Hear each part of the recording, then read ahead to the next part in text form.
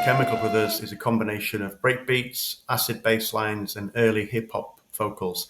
I'm going to have a look at the samples that the record comes from and see if I can recreate the track. So let's start with the vocal then. Block Rockin Beats comes from the intro to a song called Gucci Again by Schoolie D.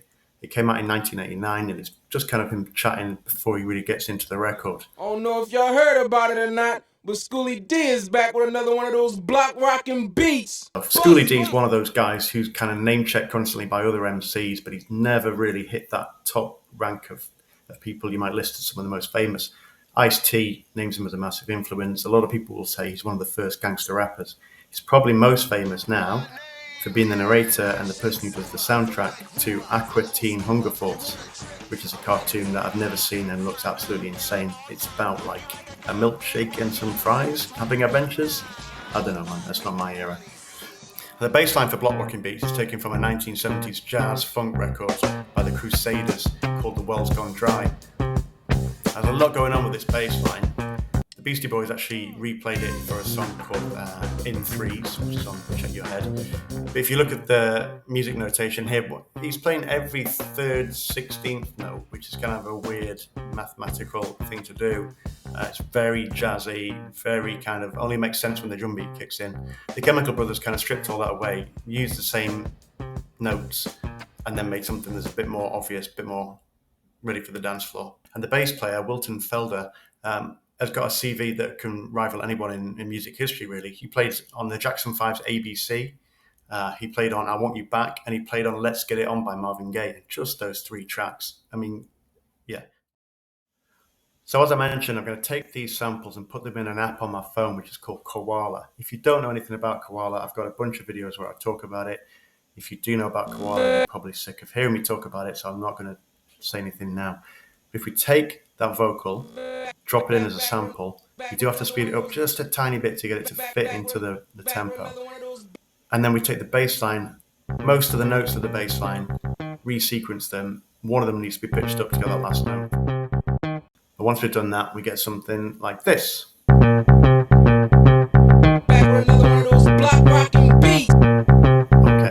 now we just need some drums. The drums on Block Rockin Beats come from a few different records, but both of them are played by the same drummer, Bernard Purdie. There's a track called Changes, which is from Bernard Purdie's own album, and there's a track by a guy called Charles Kinnard, who also has Bernard Purdie sat behind the drums, which is no surprise really, because if you wanted a really great jazz funk drummer around the 70s or even the 80s and 90s, Bernard Purdie was one of the main guys you would have called. He played for Aretha Franklin, James Brown, and just a bunch of other people. What's quite nice is that the album that the drums, one of the sets of drums comes from Bernard Purdie is called Shaft, after the famous Isaac Hayes track. And track 2 on Shaft is by Wilton Felder, Way Back Home, a cover of a Wilton Felder track. Now, most of these songs, the same thing happens. They play the original song for a little bit, and then at a certain point, they just let Bernard go absolutely nuts on the drums. And that's where you get these incredible little nuggets, little fills, little breaks, little drum beats that the Chemical Brothers used through not just Block Rockin Beats, but a bunch of other songs as well. He's basically like a sample making machine.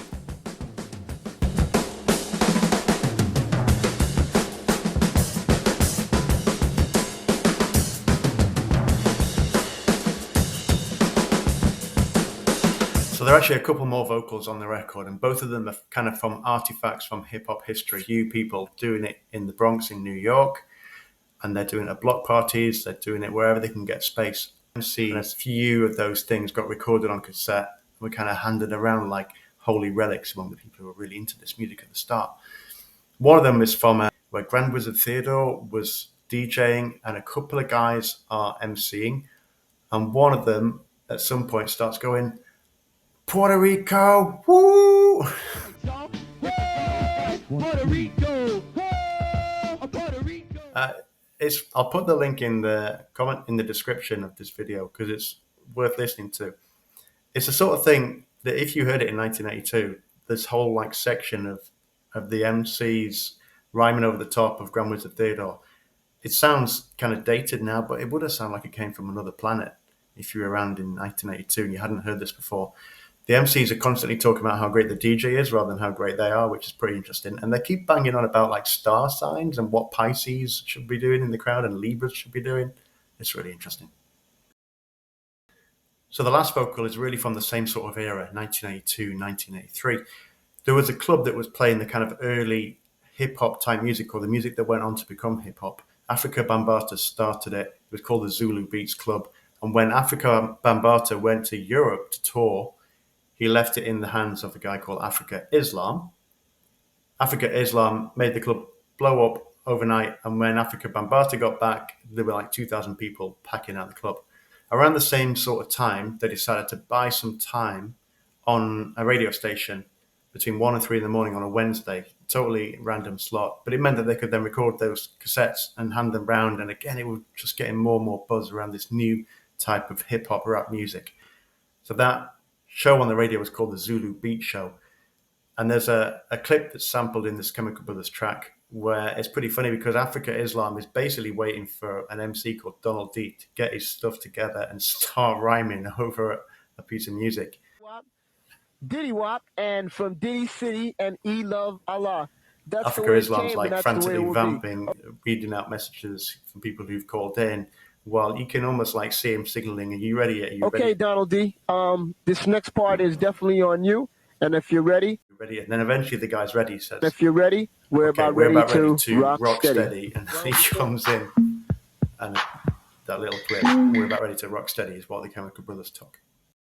So 2 more little things that I think are pretty neat. One is that Afrika Islam was in a film called Breakin 2, Electric Boogaloo, where he's in a scene which looks so dated, but I absolutely love it, with Ice-T, who I mentioned earlier, was a big fan of Schoolie D.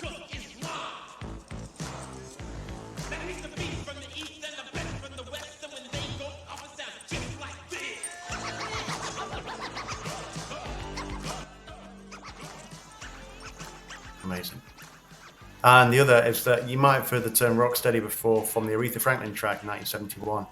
The drummer on that track was Bernard Purdie. Anyway, let's go at all those samples, put them into Koala, and then see where we get to. So now I've pretty much got everything I need to make this track. I've got the sample from Puerto Rico. I got that one. I got all the bass notes, which I showed you earlier. I've got some samples from Bernard Purdie, which I've cut up. Add some cymbal over the top. And also got that Rocksteady sample. We're about ready to rock steady. So then we can do this.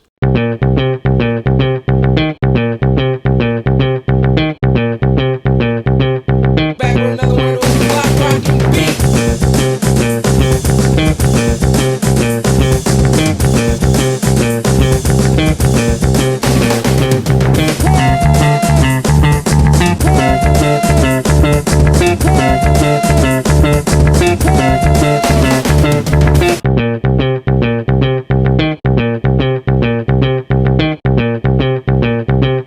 We're about ready to rock steady.